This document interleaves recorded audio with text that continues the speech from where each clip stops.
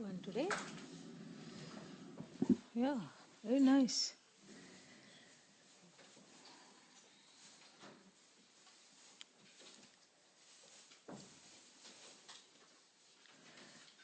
We may have to be ready for another post-lunch class tomorrow. The rate at which this is proceeding. Be forewarned, especially those who are planning to cook. So, they were able to catch up? Yesterday on my stream. Oh, okay.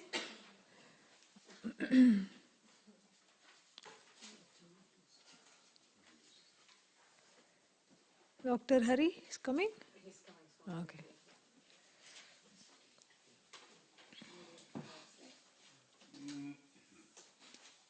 Studying Vedanta protects.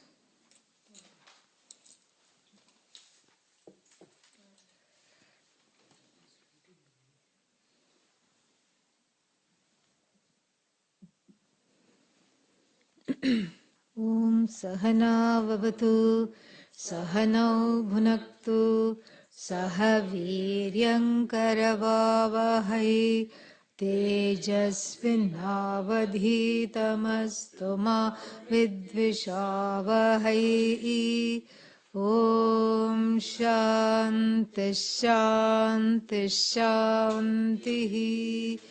You want to lie down here? Better today thanks to painkillers. Okay, you can sit there. Okay.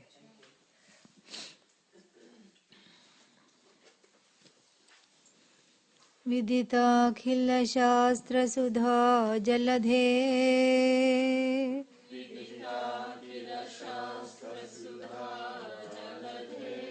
महितोपनिषत् कथितार्थनिधे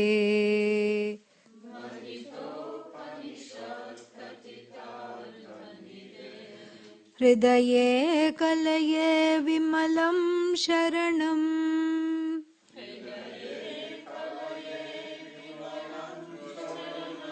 Yeah, Charanam, yes. See, I told you not to get confused, and I myself am chanting it differently.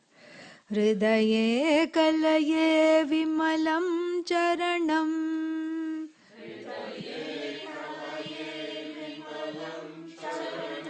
Bhava Shankara Deshika me sharanam.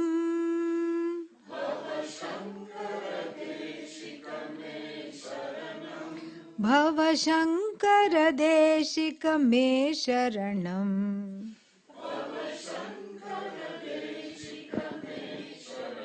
Together. Karuna Varunalaya Palayamam Bhavasagara Dukha Vidunarudam Rajaya Darshana Tattva Vidam Bhavashankara Deshika me sharanam. Bhavashankara Deshika me sharanam.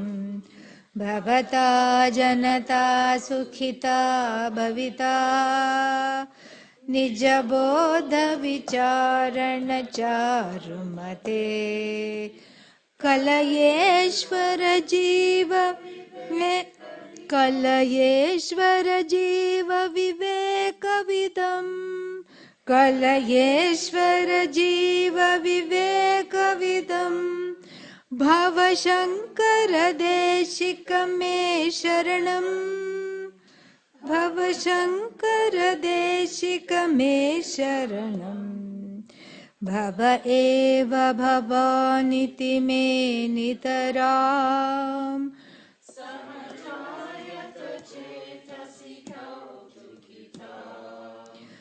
Mama Rayamoha Mahajaladhim Bhava Shankara Deshika me sharanam. Bhava Shankara Deshika me sharanam.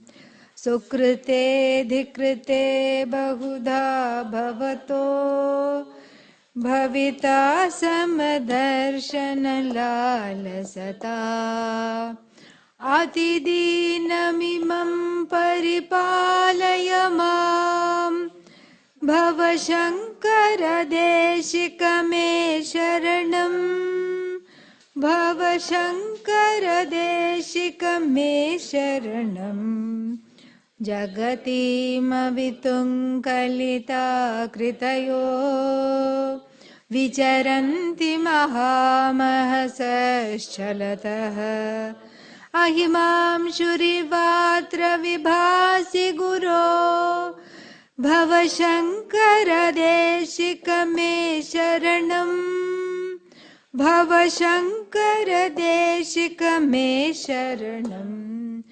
गुरुपुङ्गव पुङ्गवकेतनते समतां मयतां नहि कोऽपि सुधीः शरणागतवत्सलतत्त्वनिधे भवशङ्कर देशिक मे शरणम् भवशङ्कर देशिक मे शरणम् अनमया विशदैककला न च किञ्चन काञ्चनमस्ति गुरो द्रुतमेव विधेहि कृपां सहजां भवशङ्कर देशिक मे शरणम् भवशङ्कर देशिक मे शरणम् Karuna Varunalaya Palaya Mam. That's where we are on. And we've seen the general meaning of that. So, may you please reign you who is the storehouse, you who are the storehouse of mercy and compassion, harvested storehouse, it's a very interesting metaphor because one can be, because the word Varuna is very interesting because Nidhi and Varuna are two different words here. They are doing something fantastic for this particular invocation by Acharya Totaka for his teacher in this eulogy. So what is happening here? So some can, a person can be Karuna Nidhi. In fact, that's the name of a kind of a controversial politician in South India. Karuna Nidhi. Nidhi means what? Treasure. Yeah. A storehouse, a treasury of Karuna. Karuna means compassion, mercy, all this. So, one can be a storehouse of compassion, all right, but unexpressed. Like yesterday we saw, there is a difference between an expressed and unexpressed. One can say, I have all the feelings in my heart, but I'm not going to wish you happy birthday. Why? Because I don't want to. I don't feel like it. But trust me, I have so much love in the heart. So that's not going to do anything. So here, he's not simply a Karuna Nidhi. Perhaps Totaka thought that, he foresaw that there's going to be politicians by the same name. So he said, he's not just Karuna Alaya or Karuna Nidhi. Alaya means again a house. So he's not a temple of compassion. He's not just a storehouse of mercy. He's a Varuna, the one that showers. Yes. So he is a rainmaker. Adi Shankara is the rainmaker of compassion and mercy, rains on everything and everyone who is needing it. And you see, this is something beautiful. Perhaps Totaka was thinking of the time that this lady invited Adi Shankara for what? Bhiksha. Very, she was very poor, lived in a small thatched hut, but, had great Shraddha. And all she had to offer, no food, no money, no food, nothing. All she had to offer was from somebody else's tree, not even her own tree, a dried gooseberry. Gooseberry, has to be put in sugar syrup to be made worthy of eating. Yeah, amla. It is a tikta. It is, it is pungent and sour. And you eat a gooseberry and you permanently go into a puckered face. Yeah, that's the effect it has on the body and the face. And she reverentially offered that, you know. And Padmapada would have cuffed her, because he was very protective of the teacher. But then Adi Shankara he saw two things. He saw her Shraddha and he saw the circumstances in which she was living, and out of him spontaneously, just like out of his student spontaneously, poured out a song called Kanakadhara Stotram, and he did not say, okay, now I'm going to compose this verse, this shloka, a set of verses that are going to be called Kanakadhara. Kanakadhara means a rain of gold, a kind of a golden flow. So that's not what he thought. He just composed. Later on, seeing what happened, they named it Kanakadhara Stotra. The title was acquired much later. Okay, and so what happened? He just composed this to the goddess, and and it started raining golden gooseberries. Ah. And of course, she became rich, and everybody who attended the bhiksha also took a few in their dhotis and saris and must have gone home. Yeah. So this is, that is the raining compassion. You see, raining means here literal rain, but then and again the metaphor with the rain is also very apt, because the rain does not decide from where to withhold itself. The rain does not say, you know what, this place has not been good to the earth. They are dealing with plastics and all kinds of things, and they are polluting the environment, and therefore I'm going to withdraw from here and go elsewhere. Even if the rain were to do that, that's because of our effects. But really speaking, the rain doesn't do that. The rain just rains.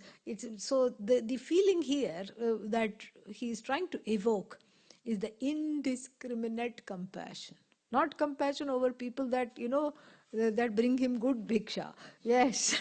Oh, there is dessert? Okay, yes. All right, wonderful. Now I'm going to talk to you. Not otherwise, what, only one gooseberry? Forget it. This is not how compassion operates. I read one board. You must have read it too. It's on the back of the cars. What is that called? Sticker. Bumper sticker.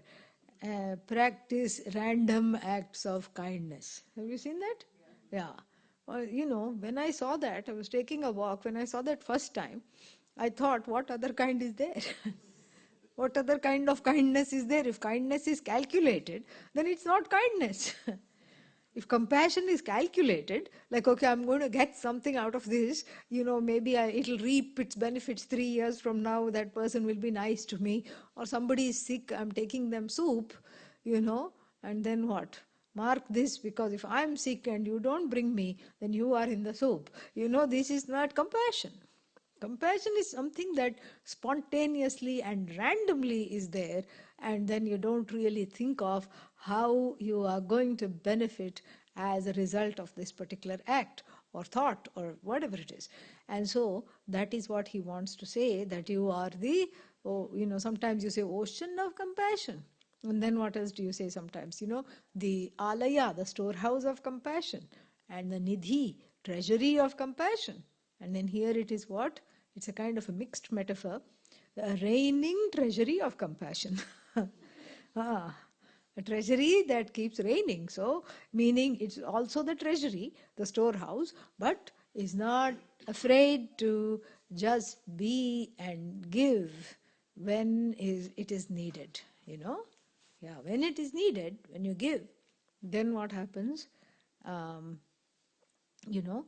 It is not something, it is not something pre-planned. You can't have pre-planned compassion with writing in your daily date book. What is that called? Calendar. In the date book you write, tomorrow I'm going to practice compassion. Doesn't work that way, You cannot enforce compassion. You grow to being a person who is compassionate. That compassion is there. It's you. But it's an inhibited storehouse. It's a hidden storehouse, hidden from you yourself. But here it is an uninhibited storehouse, unplanned compassion. So that is the first meaning. Karuna Varunalaya Palaya Mam means you who is there, protect me. Why do I need protection? Because I don't have that compassion. Yeah, I don't have that compassion, and I am looking at everything as coming out to get me. Something I'm always calculating who is attacking from which quarter and how to protect myself. So therefore, protect me from myself and palaya mam. So that's the first meaning. Second meaning is this, that as a Vedanta teacher, Adi Shankara had to be more compassionate than anyone else, because that's what Vedanta is like. Vedanta is not, Vedanta teaching means that the person has to command, an overkill of compassion, really. Why? Because you see, it's like when somebody comes in all agitated, and I've talked about this to you before, saying that a snake outside on the lawn bit me. And then what? You say, oh no, this snake bite, terrible, terrible, oh my God, what happened? Where did you go? How did this happen? And then you find out that there are no fang marks on the person. You look at their hands, legs, everywhere. And, you don't, because from the fang marks, you can tell how deep is the bite, where it is, because if it's near the heart, then it's more serious. But if it's on an extremity like hand or leg, the poison will take time to reach. So from there you can make out what kind of a snake it is. But you can't find the bite marks. So then they are still jumping up and down. You take them jumping up and down like that, lead them to the lawn, not like this because they are jumping up and down. So you lead them to the lawn outside, to the garden, and say, please, where is the snake? Show the snake. Where is it? Because snakes don't move so quickly. Sometimes when they want, they do, but sometimes they're just lying there. So, and the person happily points out to a rope, lying in the garden, lying in the grass. This is the snake in the grass. This horrible snake bit me. Correct? Still jumping up and down. And then you see the snake, and then and then what is it? Rope. It's not snake at all.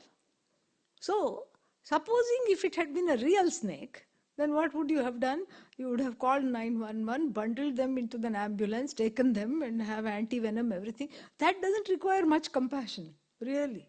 It requires quick reflexes, and you have to be doing what you need to be doing, correct? This is what requires compassion, because if one is convinced that there is a problem which really does not exist, and and what to do. You can't dismiss the person because the person is suffering. And and why do you have to? You can just say, okay, you figure it out or not. Many more janmas are there for you, and I'm already free of this. This doesn't require anything, and I'm on my way. I'm going to enjoy myself in so many different ways. I'm going to just be. You are in my way. Why do I have to deal with you? Now that I've seen you're really not in any danger, I don't have to address you or even take you seriously. Correct? Yeah, because the person is in no real danger. It's a problem that is what? Kalpita. Kalpita. Kalpita means what? Kalp, to create. So it's a created problem. It's not a real problem. It's a problem that is experienced. Mango, come. Welcome. It's a problem that is on the level of experience. It's not a real problem. Real snake has not bitten this fellow. What has bitten? Rope snake has bitten. Yeah, he's been bitten by a rope, so to speak, and he's jumping up and down thinking, this is snake, this is snake, this is snake.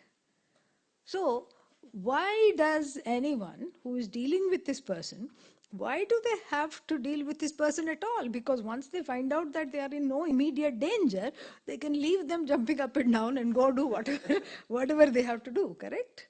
Yeah, but not the Vedanta teacher. Adi Shankara, who is the meaning of the word compassion, did a lot of things to deal, did a lot of things, and in fact dealt with such people. Why? Because he happened to be surrounded by them. What will he do? If it's one person saying, a rope bit me, you can dismiss. But if the whole Jagat is full of people saying that, I have been bitten by the rope, another saying, I have been bitten by the hose pipe, and because they're all mistaking it to be snakes. And everyone is laboring under the same wrong apprehension, Wrong apprehension is the mistake, and that mistake is the bread and butter of Vedanta. Yes. That a mistake is really a missed take. I have understood something wrongly. Yeah, that's what it is. The wrong understanding is the crux of self-ignorance. Ignorance means it's not that I don't know aham, I know aham enough to make a mistake upon it. So here also, the person, it's not enough to say this is not a snake. It has to be shown that you have mistaken this rope for the snake. So that which you think of as a serpent, and you're getting all pent up about it. That's why it's called serpent. And so this is not really a serpent. It is what? Rope. This requires a lot of compassion. Because it's not just ek din ka baat nahi hai. One day it's not a situation. Next day the person comes again. What? Jumping up and down. I have been bitten. And then the teacher says, sit down. Then the teaching starts, because the teaching is all thinking I have been bitten. By which snake now? Jagat snake. Now the Jagat has become the snake, and the Jagat snake is continually biting me. Like how kindergarten children, he hit me, she beat me up, she pushed me, he ate my lunch. This is what happens. This is what happens in 5-year-olds. This is how they are supposed to be. But in the Jagat, there is no difference between 550 and 500 years old, even if somebody were to survive that long. Because even at 50-year-old, everybody is having the same problem. Because of this one, I cannot study. Because of that one, I am not able to lead my full life. Because of this idiot, my life is completely, disturbed. So the Jagat becomes the snake that is scary, and that is a thorn on the side, that is the cause of my disturbance, and therefore one is jumping up and down. So you've heard of the jumping jack? No, jumping jiva. So this jiva is jumping up and down.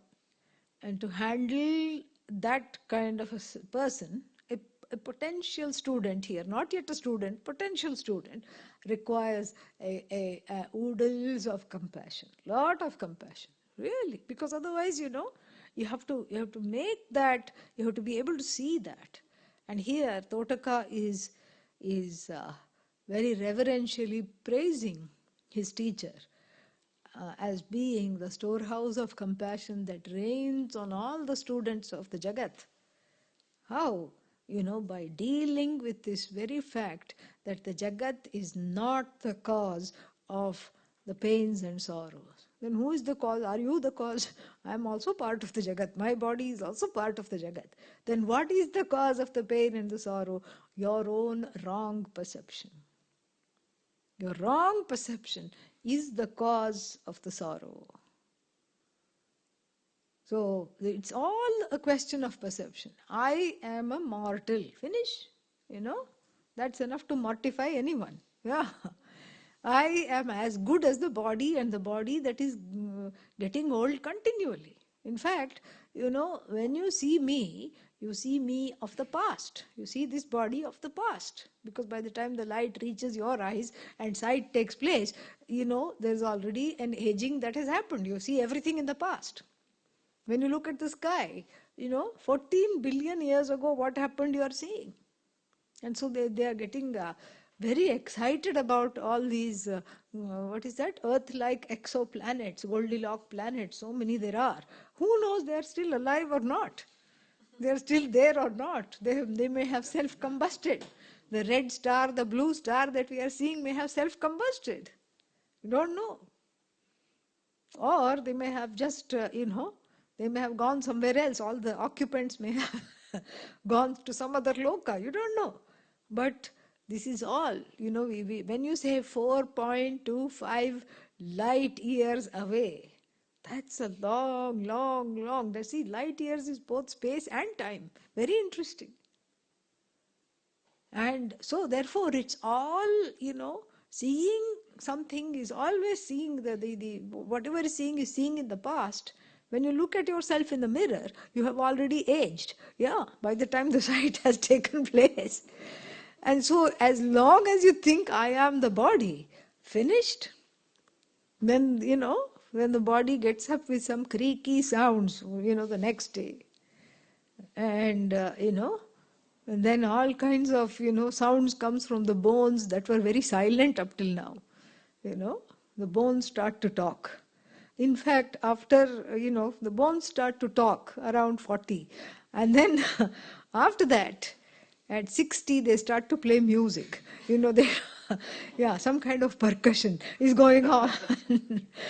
So therefore, this is all very scary, because the identification, I am as good as this body. So you try to protect that which cannot be protected. I am as good as this mind.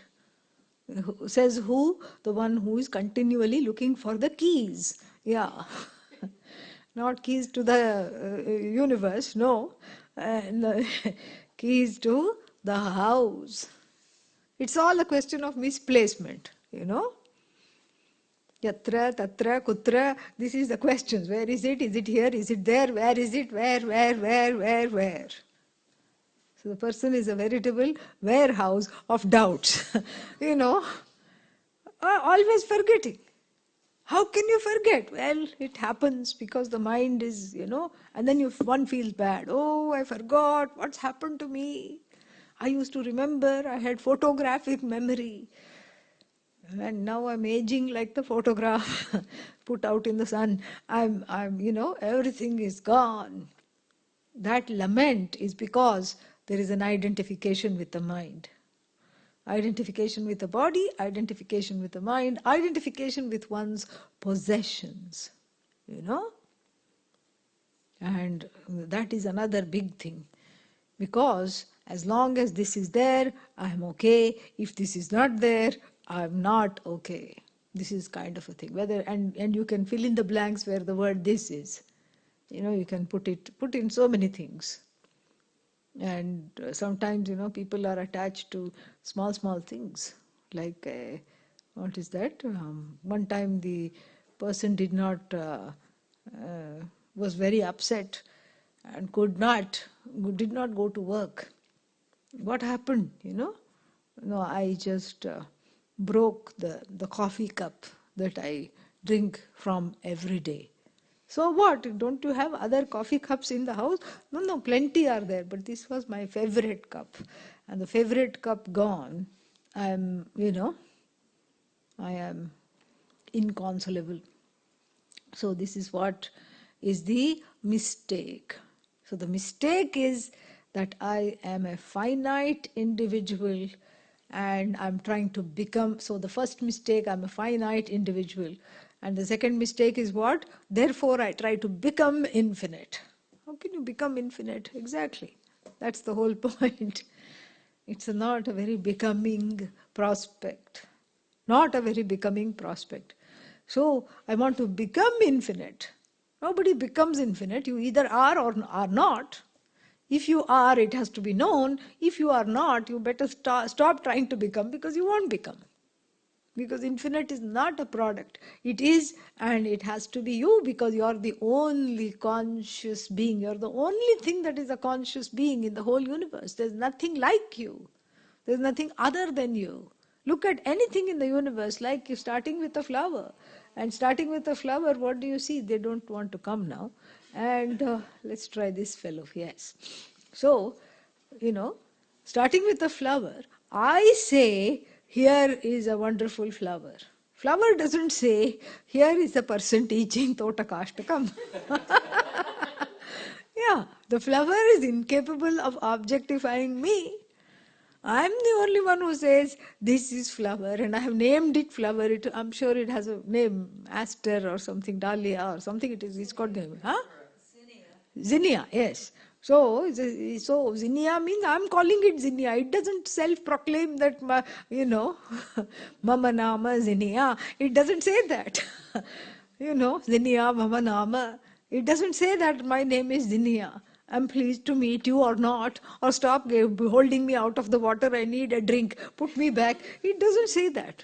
Why are you, first of all, first aparadha you did, first mistake you did was picking me from the tree. If the flower could talk, it would say that, Perhaps, we don't know, if the flower had a human mind. Second mistake, at least I was in a jug of water, happily drinking with other flowery friends, and then now you're holding me hostage here.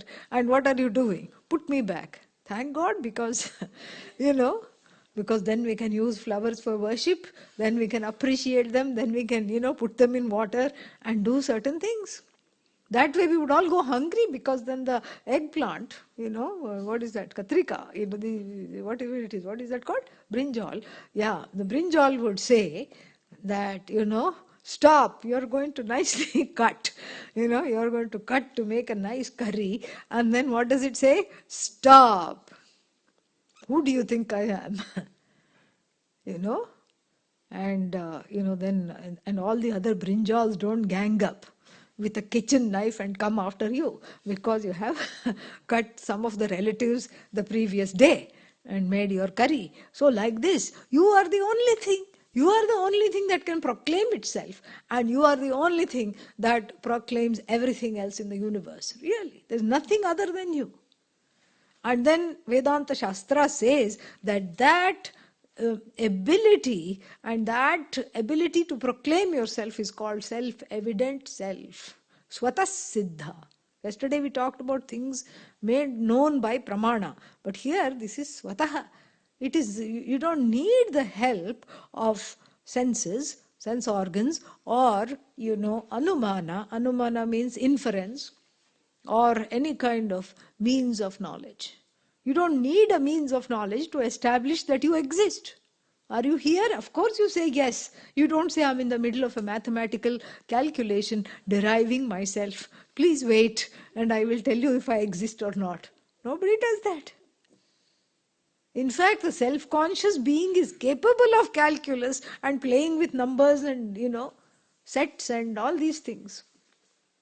But the self-conscious being is conscious of itself, and everything becomes evident to it.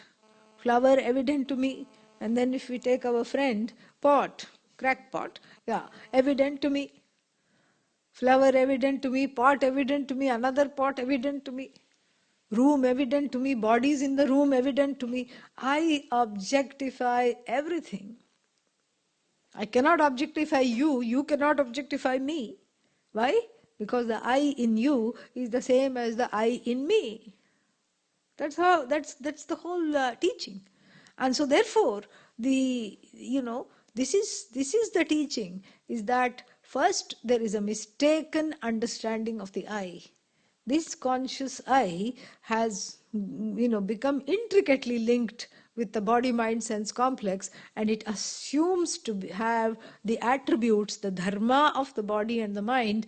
It thinks, I myself am this much alone. First mistake. Second mistake is what? It doesn't understand that this self-evident self is the cause of the universe. It doesn't see that.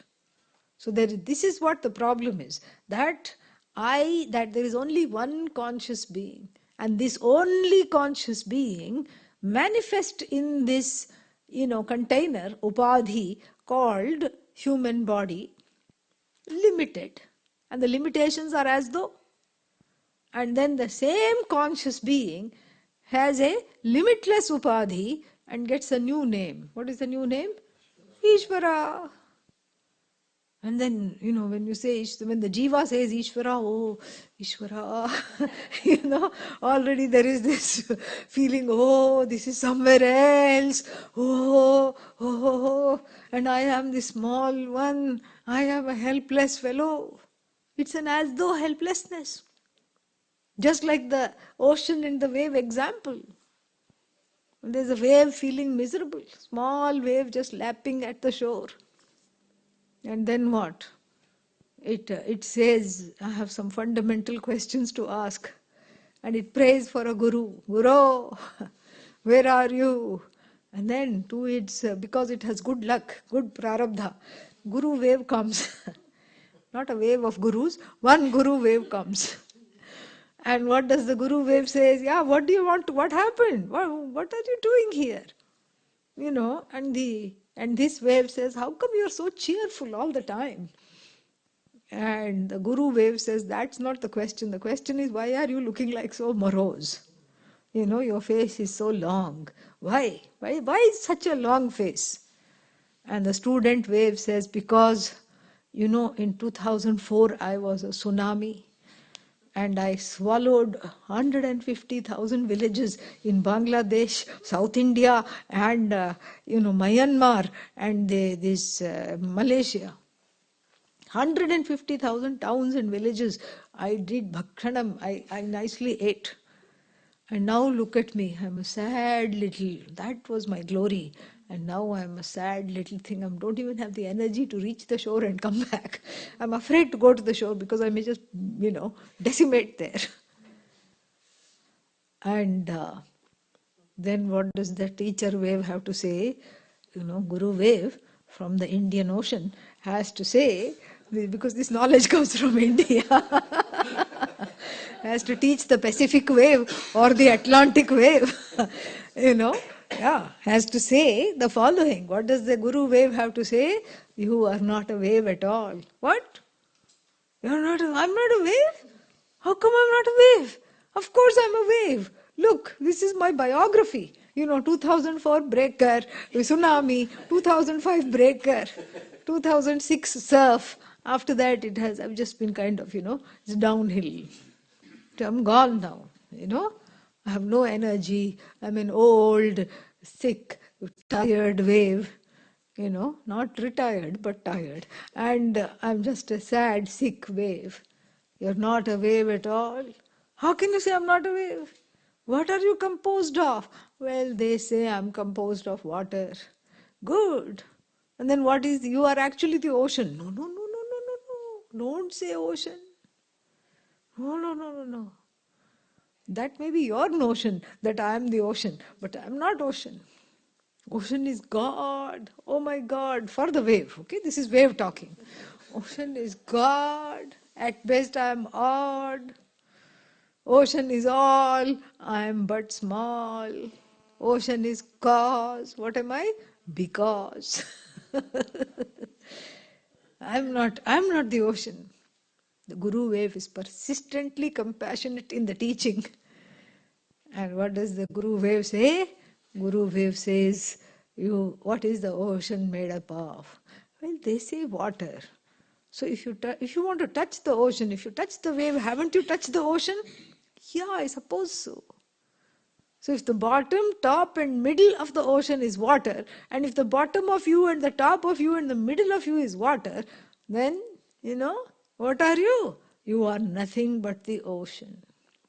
And the Pacific wave is delighted. Very, very happy. And this is what it takes to communicate that.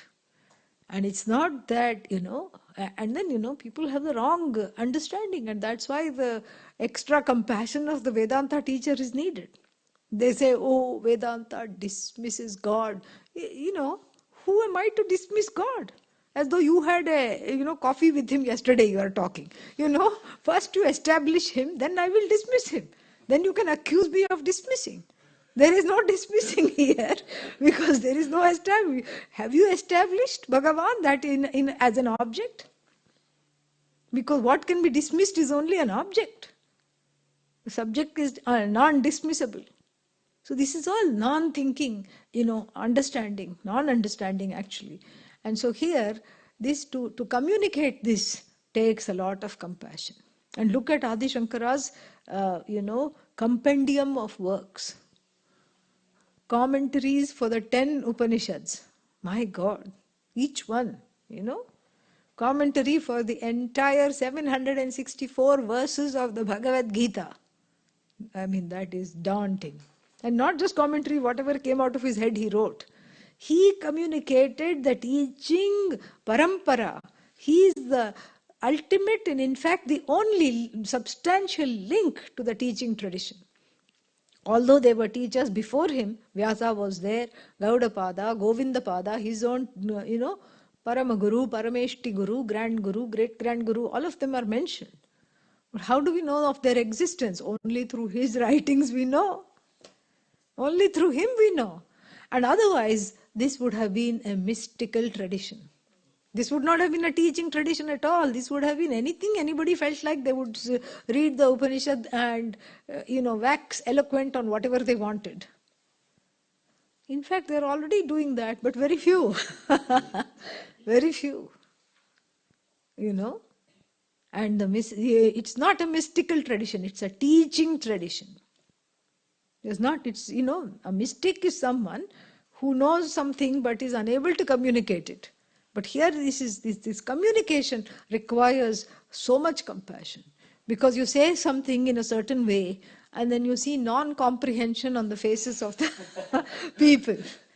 Yeah, total non-comprehension. And then you have to say it differently.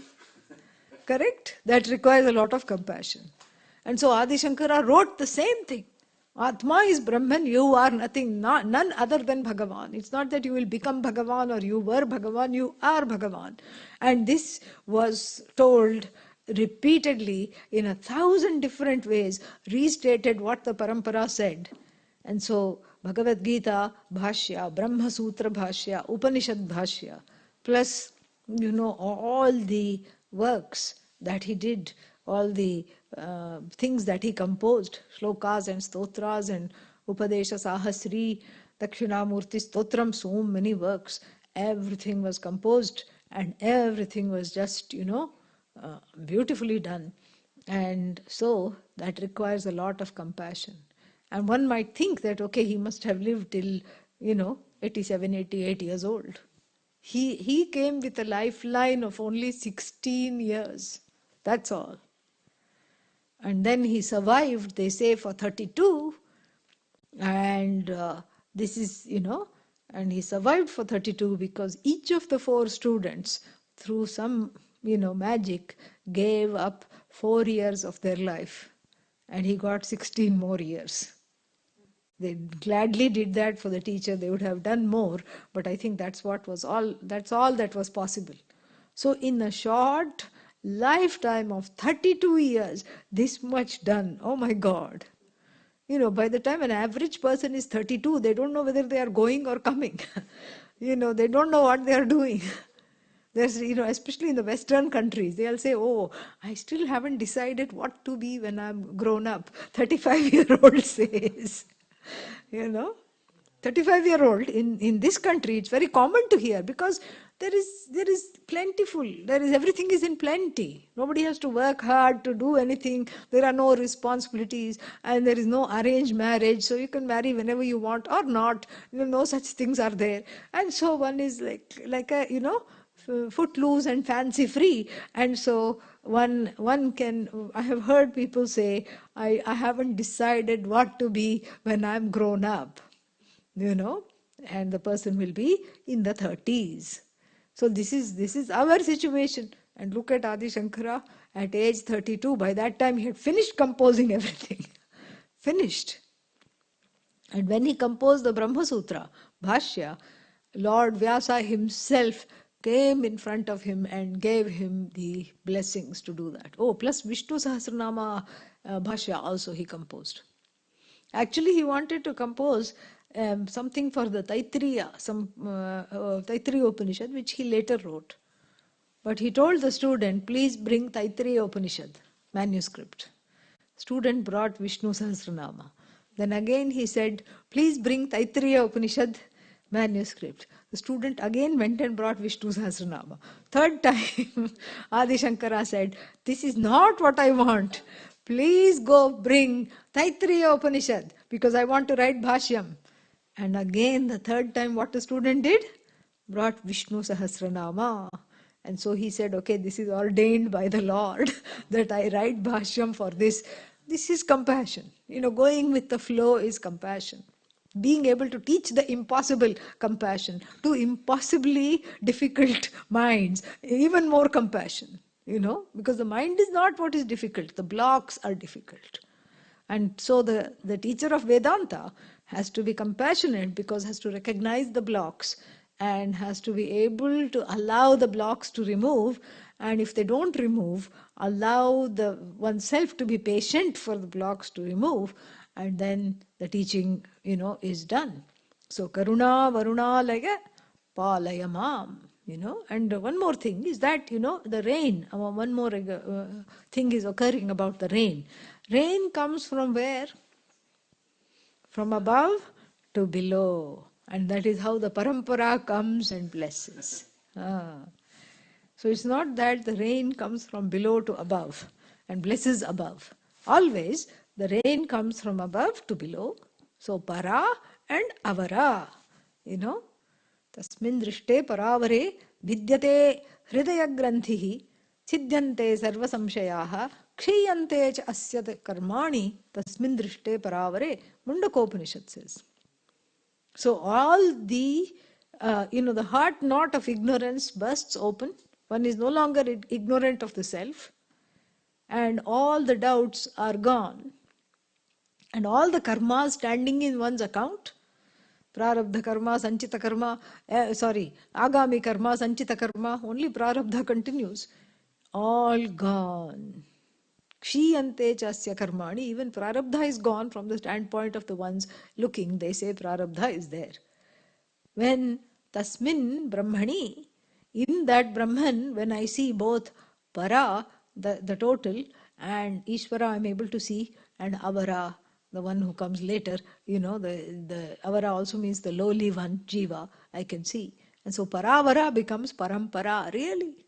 That what comes before and what comes after. So Guru comes first and then Shishya comes. So I have to be, so the teacher can be raining compassion, but if I stand, with the lead umbrella, then I will not get wet. Correct? I will not be blessed by that rain. If I make a stone house and sit there and the teacher is raining compassion and I say, oh, everyone is blessed, I am not blessed. So that is not the way of it. So, it's like pouring water from the top vessel to the bottom vessel. And so the water is pouring, let us imagine a situation. And certain things should not be demonstrated. And so the water is pouring, right? And then this person was told you have to bring the vessel and then you will get the water. So the person brought the vessel and kept it there. Right? Yeah. And the water is pouring here. And they said, but my vessel is not filling up.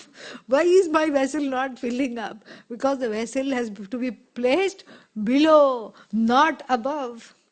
So here the student, in order to be blessed by the rain of compassion, of Adi Shankara's lineage, has to place oneself beneath. That's the whole thing. That's all the question of placement. That's why the rain. And it's an invitation. When he's talked about as Karuna Varuna, then it's an invitation for us to be blessed by this wonderful shower of knowledge and compassion, compassionate knowledge, by I place myself correctly in the tradition. And that's why when people come to class and and they feel they know everything, they're not able to learn anything because they feel I already know. Then why are you in class? Oh, I just thought I'd oblige you. Then, then the teaching cannot happen. So you have to respect the source of knowledge. whether it is Vedanta knowledge or any knowledge, mathematical knowledge, history knowledge, geography knowledge, doesn't matter. You have to respect what comes from that. The source of knowledge has to be respected. Even if you go buy a novel at the airport, how will you choose? You will choose, correct? You will, so let's say you don't know the author, and you will choose between different novels. Oh, this plot looks interesting. Oh, this is nice. Oh, this is, good. And then seeing the plot, still you don't know whether to choose or not. And then you see the blurb about the author written. And what does that say? This person was so and so, so many degrees, so many pedigrees, or so many good books written, whatever it is. And then, you are sold. Novel is not sold to you, you are sold to the novel. Ah, what a novel idea. Anyway, so you are sold to the novel, and then you buy and come home. It's like that famous one. What is that? The one who wrote Da Vinci. Da Vinci something. Da Vinci Code. Yeah. Dan Brown. And then after that, who knows? He kept on writing books. And who knows if they were palatable or not, or whether they were as good as not. But once that name was known, everybody would buy the book. So that's the whole thing here. Is that you even with a novel you respect the name, and then you buy the novel. Here also you respect the source of the knowledge. Otherwise nothing happens. One is unaffected. One can go to many classes and nothing happens. Shravanaya api, bahubhir yona labhyah, and shrinvanto api bahubhir yam na vidyuhu. Even after listening, nothing happens. Business as usual. I am unaltered by Vedanta. One can have the dubious distinction of being unaltered by Vedanta. And that's why the Kathopanishad continues and says, pravachanena, na medhaya, na pravachanena. You don't get this knowledge through attending classes and not having an internal transformation. Just sitting and attending classes, it's an academic Vedanta. That is a new breed that is also happening, these days. So, but here, this is more of a Vedanta that touches the heart in the form of the rain shower of the teacher's compassion flowing to the student. And here we have the eulogy of Adi Shankara, whose compassion we are still drinking from, because it's an endless river of knowledge, an endless way of just being completely replenished by dismissing one's wrong notions about oneself. And that is what we call enlightenment, quote unquote, or self-knowledge. And then what? Yeah, and so, Palaya Mam. Why do I need protection? Because I am helpless. Come on, tell me how helpless you are. Here is the compound that you will be convinced how helpless I am. Bhavasagara dukkha viduna hrit. That is the compound.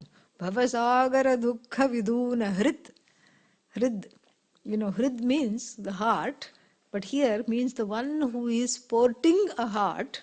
If you can imagine a heart, this Totaka is wearing his heart on his sleeve, and it's a broken heart. Along with that, it's a sad face, the eyes and the emoji. Yeah, that emoticon of sad face next to a heart with a little crisscross broken.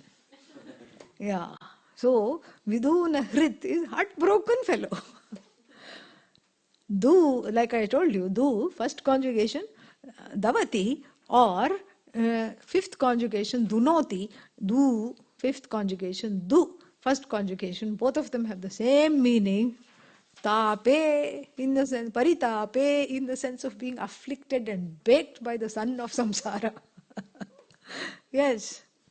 Samsara is like an endless microwave, and one is crisped inside it. Yeah, From far it looks nice, you see something, you see the bowl going round and round. Oh, how nice. Micro oven, this, you see they made it transparent, and then they have some kind of a turntable this is the whole idea, to make it go round and round. And so here it's going round and round, and you say, oh, how nice, this bowl of upma is going round and round. Yeah, who is the upma? You and and this and the microcurrents are is the firm conviction that I am troubled by the Jagat, and and this is endless. That's why it's going round and round. This life, next life, third life, fourth life, fifth life, and then after that you go round and round looking at it, and then this is what the whole thing is. So Bhavasagara, ocean of becoming, nonsensical becoming. I want to become this, then I want to become that, I want to become that. When will you address why you want to become all these things? Never, because I'm busy becoming. But this is very unbecoming, never mind, because don't you see that everyone else is doing it? This is something which I've never understood, this argument. And everywhere it is there, but nowhere it is so rampant as in India. It's like a group think, sheep flock mentality. And we all have that, and it's India and other places where the kinship networks are strong. You are told to do what the other person is doing. The other person grew up, took a job, had a family, and had children, and but they are miserable. Doesn't matter. You also have to do the same thing. Why did you leave your job? That was wrong. You should not do that. And and especially if a person decides to go the Adi Shankara route and sees, at a relatively young age, because what's the point if you see this at 82? First of all, you can't see, the eyes are not there, and you can't do Shravanam, without hearing aid, and then to sit in the class, you can't sit because everything will be aching and paining, and then you can't even remember what was said because you have dozed off. What's the point? So, at a relatively young age, when the faculties are still with oneself, one has, seen the futility of this dog-eat-dog mentality, and the futility of, what is that? Reproducing samsara. How do you reproduce samsara? You reproduce samsara by doing what everyone is doing. And what is everyone doing? Wanting to become something or the other. All the time. When? All the time. When do you want to become? Right now. What do you want to become? I want to be at the top. Then you reach the top, and that top has slipped. The top is no longer the top. So what do? Then there is another top that you want to achieve. Then you achieve that top, and then on and on, then you lose your top. That's all it is. Yeah, that's all it is. So this is when the person sees through. Let's say somebody, saw through this. Pujya Swamiji saw through this at a young age. And he went the Adi Shankara way. And immediately everybody got very panicky. How can you do this? You're the only, you're the eldest son. You cannot abandon a widowed mother. No, but 3 others are there, let them take care of her. No, you can't do that. You have responsibility. Says who? We say that. Who are you? We are all people, we are all afraid that you are going the wrong way. And then when he decided to, go to this ashram life, then suddenly all these marriage proposals came. And the girls were brought out of the woodwork and paraded in front of him, because at least one he will like and settle down. Yeah. And this settling is never settling. Actually, we are happy if people settle down. But this settling is the most unsettling thing. Because marriage is not settling down. It's very unsettling, really. And then children make you further unsettled. Because they are like little birds. They have to be fed every 2 hours. And they are helpless. They may fall out of the nest. They have to be protected. And Indian bird children never leave the nest. Yeah, they are always there. Once you're a parent, it is apparent that you are a parent forever. And this opposite, that is also not very healthy. And in the West, in America, they are waiting, they are looking at the time. They have put a stopwatch as soon as the child is born, which will stop at 18 years. When is the child going to turn 18 and leave home, leave home, leave home? And as soon as the child leaves home, the room is redecorated, and the parent moves in or rents it out, Airbnb. And this is what this is what happens. And in India, you never stop being a parent. That is also a problem. Here you're waiting, you're looking at the child. When are you going to grow up? When are you going to leave the house? It's like in Madras cafes in Chennai, you sit in a diner, and then they are, one family is eating, and then the person, looks and says, okay, they have come to curd rice. So that means they are at the end of the meal. Just go stand there. So another family comes and stands while you are eating. And so you are so uncomfortable, you just swallow half the food and you run out of there. So it's like that, And so there is so much encouragement by the society to follow, to be a good samsari. This is an oxymoron. You cannot be a good samsari even if you try. Samsara is something you will definitely fail at because you are not geared up for samsara. Freedom is what you want, And that freedom has to be gained.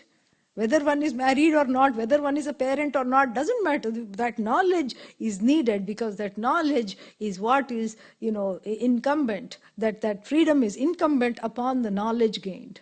Because the separation between the I that I am, which is this miserable I, and the I that I want to be, which is this all-knowing, all-pervasive I, is not in terms of place or time.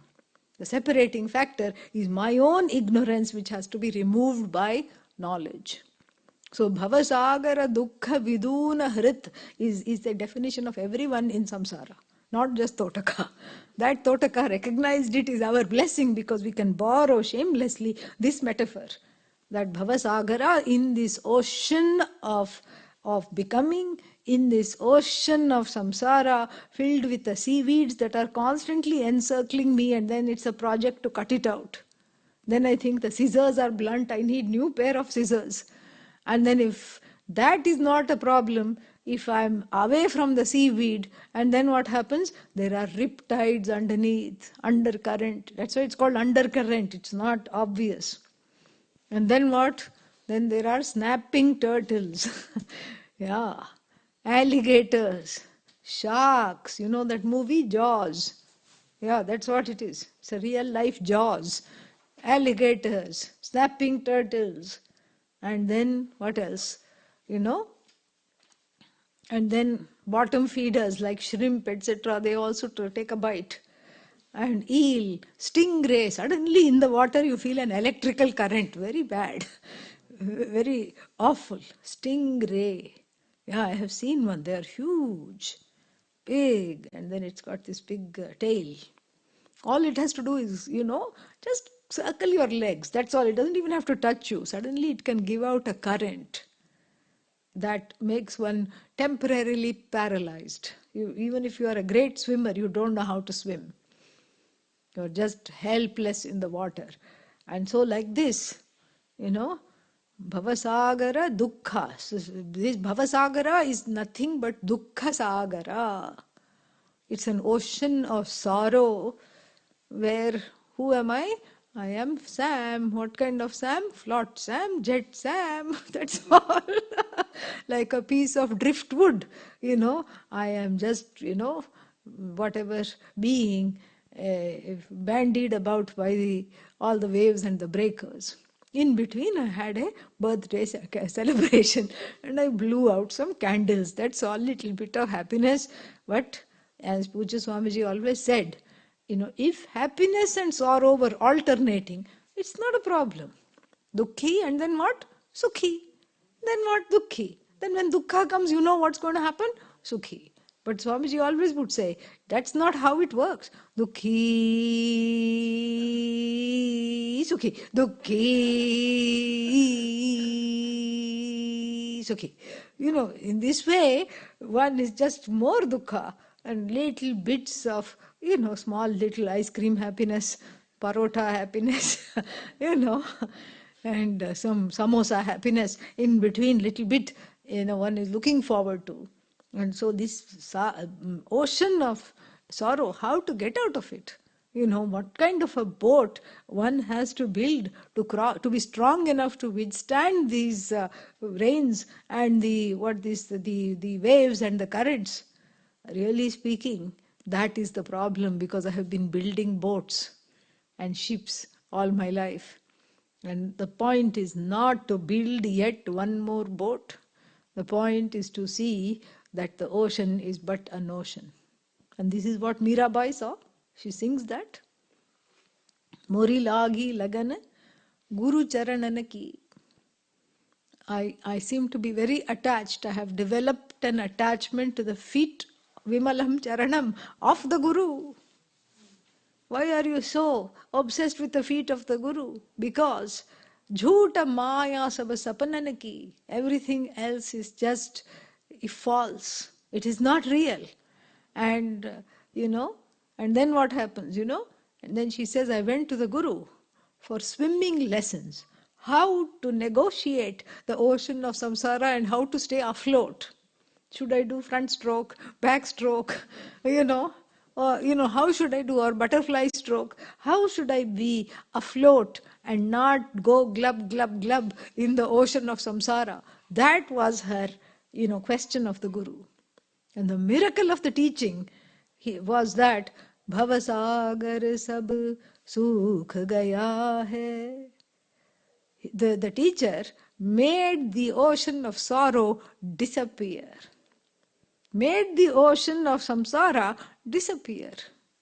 Fikar nahi mohe taran ki. There is no more the wonder, how am I going to cross? Because there is nothing to cross. Because the ocean has totally disappeared. The ocean was but my own misperceived notion about how dangerous everything is. So, ulat bhai mohe nayanan ki. My eyes have had a revolution. My vision has been revolutionized by the teaching. Nothing has to change. Nothing has to change, All you have to see is how much you have misperceived your own life and the life of everything here. And so, back to what I was saying. So if somebody wants to leave this and go pursue the knowledge, everybody pulls that back. Why? Because if one person addresses this pain, then everybody has to address the pain, correct? And they're not ready. So what is the best way to make somebody stop? You just sort of tell them, guilt trick them into not doing something, because otherwise you also have to do this. But like a river that definitely reaches the ocean. You see, a river cannot be stopped from reaching the ocean. Even you put a mountain, it will go around it. You put a dam, it will go underneath it. It will go around, over, under, all the obstructions. It will reach the ocean because it's natural journey and destination. So too the jiva will reach this knowledge. Will reach this knowledge of oneness. And, but sometimes what happens? We believe in the blocks and we don't allow the blocks to unravel. And so here, Mam Palaya, take care of me, because I am afflicted by Bhavasagara, Tapa, by the affliction of the samsara, sorrow, some sorrow. I am afflicted by some sorrow or the other, and I am afflicted by samsara. So take care of me, protect me, uddhara, lift me up. How? By making the ocean itself disappear. Because otherwise, if you build a boat, then another big wave will come. How do you know that the boat is resistant? So, because you can't build a boat for a make-believe ocean. Make-believe ocean needs to be dismissed as a notion. And so, Bhavasagara dukkha viduna hrid, the one whose heart is broken by repeated disappointments, sorrows, and inability to get what I want, such a person such a mom, and Bhavasagara Dukkha Viduna Hridam Mam Palaya Rachaya. Rachaya means make me.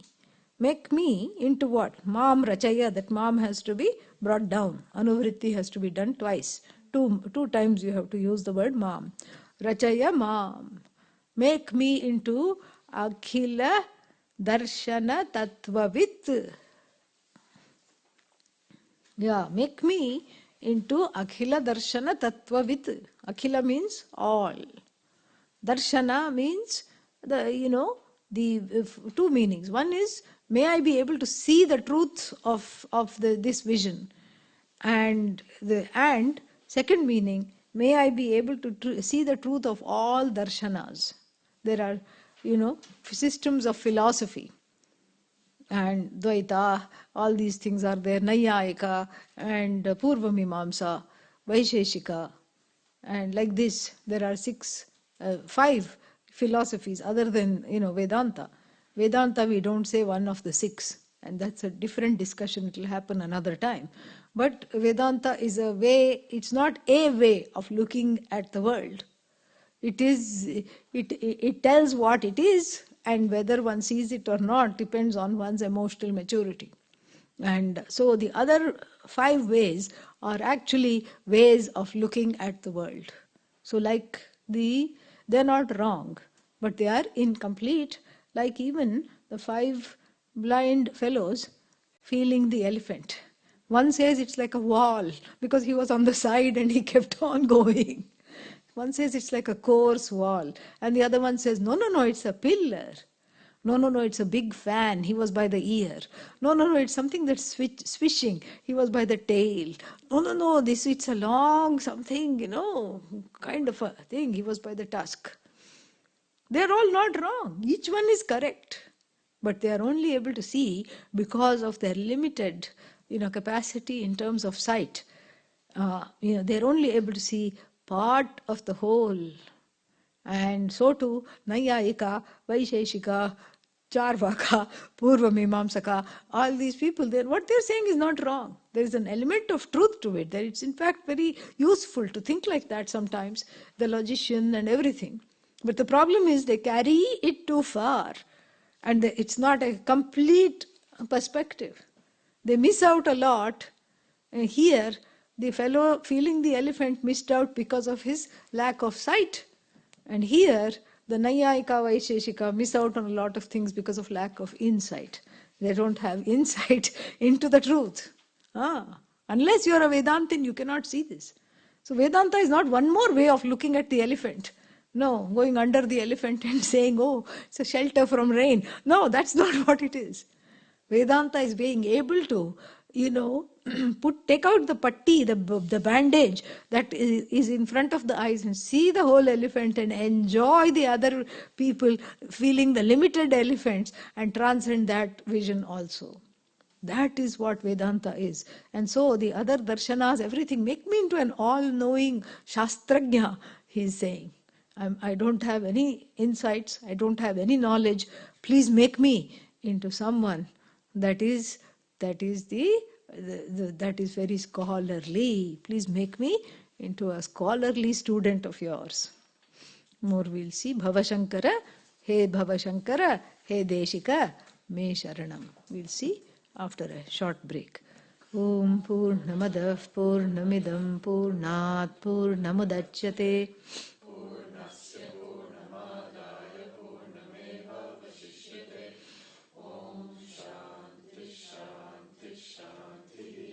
Harihi Om Shri Gurubhyo Namaha.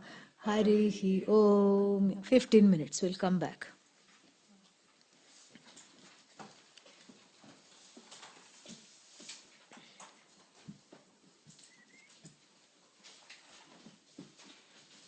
Mridula is there. How nice.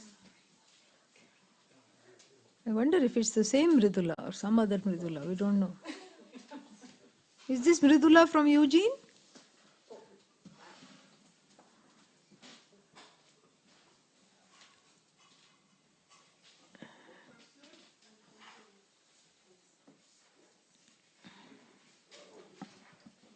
Or I should say Portland or some other place.